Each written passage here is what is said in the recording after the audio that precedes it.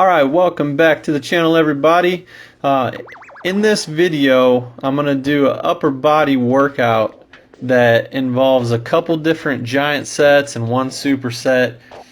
And basically there's three of us, so it wasn't like we were really doing high intensity, but we were steady moving, and we were actually doing a lot of higher reps in this one with a little bit mild weight and even banded pulls or rows, as some people might call them. As you can see in the first WOD right here, Amber's doing the push up to row, which I think is a fantastic movement. You could even do it without weights.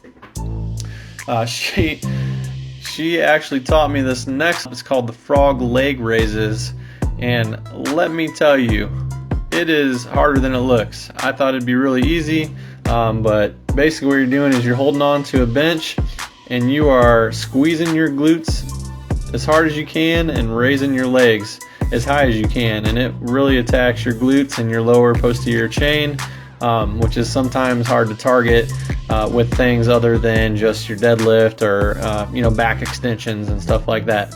So moving on from there, I'd like to talk about the banded pulls. So as you can see, I'm doing the standing version, and you'll see upcoming Amber is doing the seated version. Either way is great. You can do them high, you can do them mid pull, you can do them low.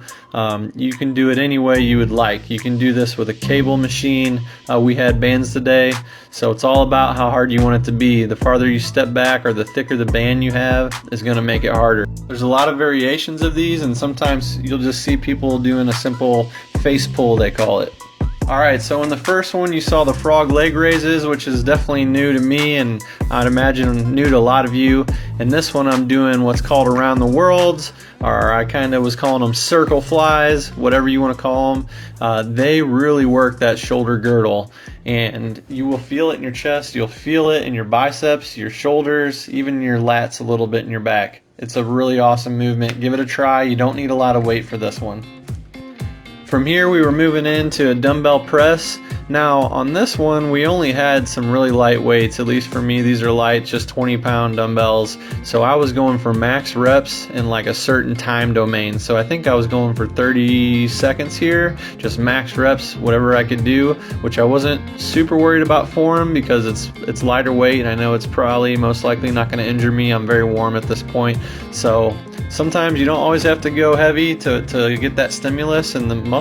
And now here we are going into the barbell press, which again, this isn't a ton of weight for me. I think this is like 70 to 80 pounds. We were trying to calculate it because we don't really know what that bar actually weighs. It's pretty light, but I was doing some exploding presses just to make it a little harder, working on those fast twitch muscle fibers, just something different than the normal basic movement of just moving the barbell up and down nice and slow. Something a little different, maybe. Give it a try sometime. For Amber, this is still not a super heavy weight for her, maybe 70% of her max, so she's moving it pretty consistently. I think she was getting sets of 10 basically on these. Next is the assisted pull-ups, which is optional. I didn't use the bands, but Amber and her sister who was working out with us did.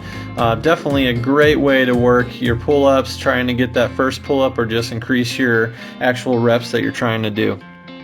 Something that I often do is play around with my grip placement and also with what I'm doing with my lower half. So here you can see I raised my knees, and part of that was just because if I didn't, I'd be hitting the ground because we were using a swing set. You know, again, you got to use what you got. So actually this made me really have to work my core. So hey, sometimes it works out for the best. I said that there was only two that you might not have seen before, but actually this Fly-to-Tricep Press might be another new one for some. Another great way just to kind of modify the pressing movement and still work the triceps, a little bit of shoulder. With any of these pressing movements, just try to keep your shoulder blades pressed together as best as you can. Keep your core nice and tight and push all the way through that movement.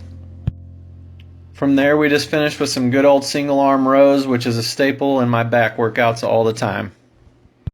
Alright, thanks for watching, guys. I really hope you got something out of this, and give some of these movements and workouts a try.